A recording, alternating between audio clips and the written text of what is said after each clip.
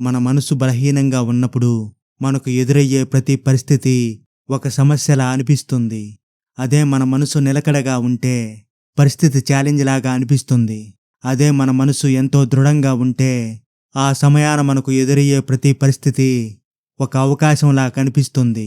అందుకే ప్రతి సందర్భంలో మీ మనసును దృఢంగా ఉంచుకోండి. ఒక చెట్టు నుంచి లక్షల అగ్గిపుల్లల్ని తయారు చేయవచ్చు. అదే 1,00,000 చెట్టుల్ని తగలబెట్టడానికి కేవలం ఒక్క అగ్గిపుల్ల సరిపోతుంది. దీని అర్థం ఏమిటంటే, నీలో రేగిన ఒక బలమైన ప్రతికూలమైన ఆలోచన 100 మంచి ఆలోచనల్ని తగలబెట్టేస్తుంది. ఈ 4 విషయాల్ని జీవితంలో వెంటనే ఆపేయండి. 1. జరిగిపోయిన గతం గురించి అతిగా ఆలోచించకండి. జరిగిందేదో జరిగిపోయింది. నువ్వు అతిగా ఆలోచించినంత మాత్రాన, బాధపడినంత మాత్రాన జరిగిపోయిన గతం నీకు అనుకూలంగా ఏమీ మారిపోదు. జరిగిందేదో జరిగిపోయింది. దాన్ని ఇకనైనా ఇంతటితో వదిలేసేయ్. ఇక 2. భవిష్యత్తు గురించి అతిగా ఆలోచించకండి. రేపటి రోజున ఏం జరుగుతుందో ఎవరూ కూడా చెప్పలేరు. కాబట్టి ఈరోజు నీ శక్తియుక్తుల్ని సరిగ్గా ఉపయోగించడం నేర్చుకో. అదే రేపటి రోజును నీకు అనుకూలంగా మారుస్తుంది. ఇక 3. నీ ఆనందం కోసం నువ్వు ఎదుటి వారిపై అస్సలు ఆధారపడకు. వారిలో అస్సలు వెతుక్కోకు. అది నీకు ఏమాత్రం లభించదు. నిజమైన ఆనందం అనేది నీ మనసులోనే ఉంటుంది. అది నీకు ఖచ్చితంగా దొరుకుతుంది. ఇక 4.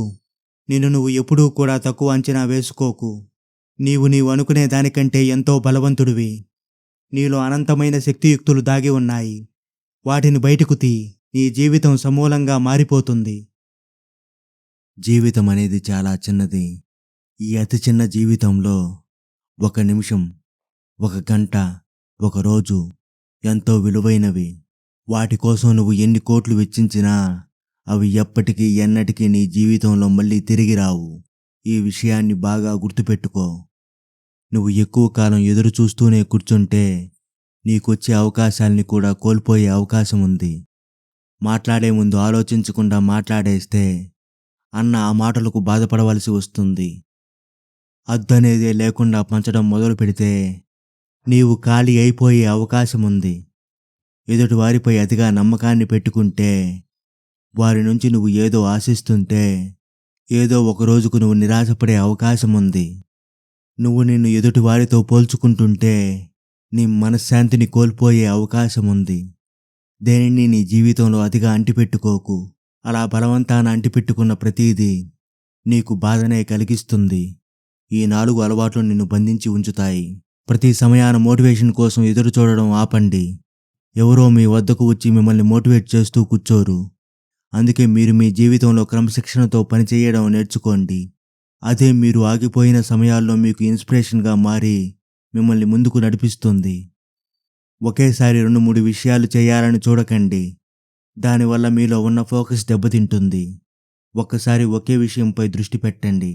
అప్పుడది మీ ఫలితాలను మరింతగా మెరుగుపరుస్తుంది. ఎదుటివారు చెబుతున్న ప్రతి విషయానికి అంగీకరించకండి. మీకు అస్సలు నచ్చని విషయాలకు నో చెప్పడం నేర్చుకోండి. జీవితంలో కలిగే బాధ నుండి నువ్వు పారిపోతే నువ్వు ఎప్పటికీ బాగుపడలేవు.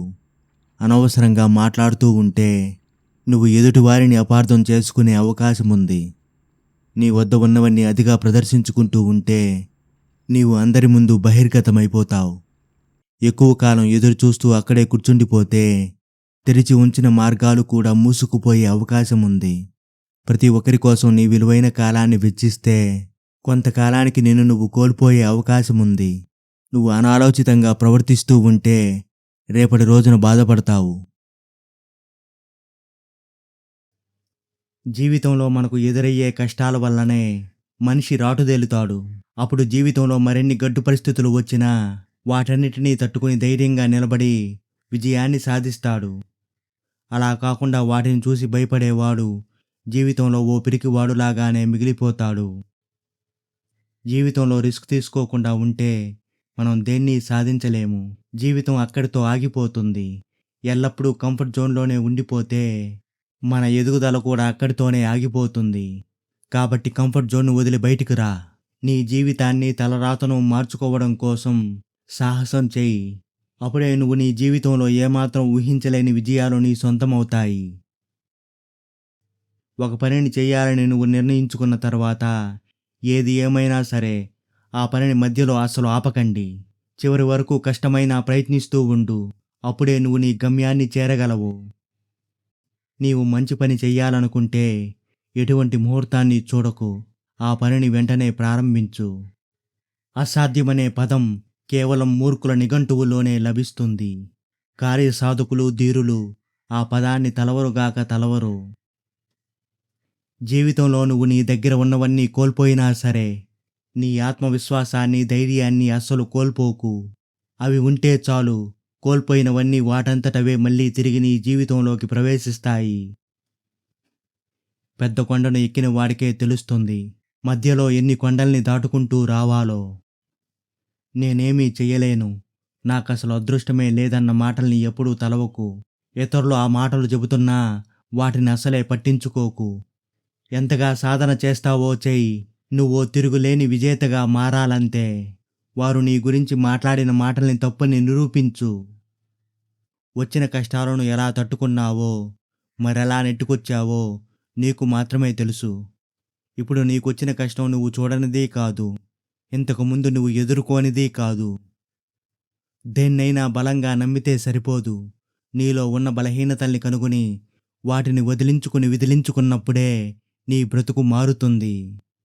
వర్తమానం నిన్ను వేధిస్తుందంటే భవిష్యత్తు బాగుండబోతుందని అర్థం.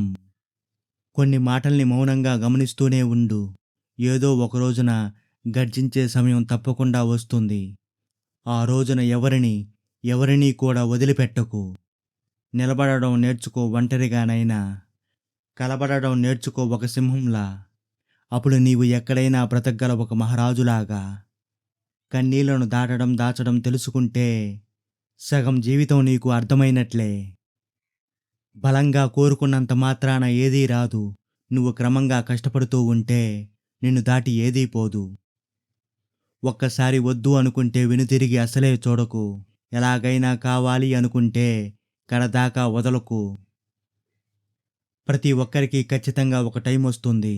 అది ప్రతిరోజు క్రమం తప్పకుండా కష్టపడితేనే. జీవితంలో ఏదో ఒక అద్భుతం జరుగుతుందన్న ఆశ కంటే పరిస్థితులు మారుతాయన్న నమ్మకమే గొప్పది.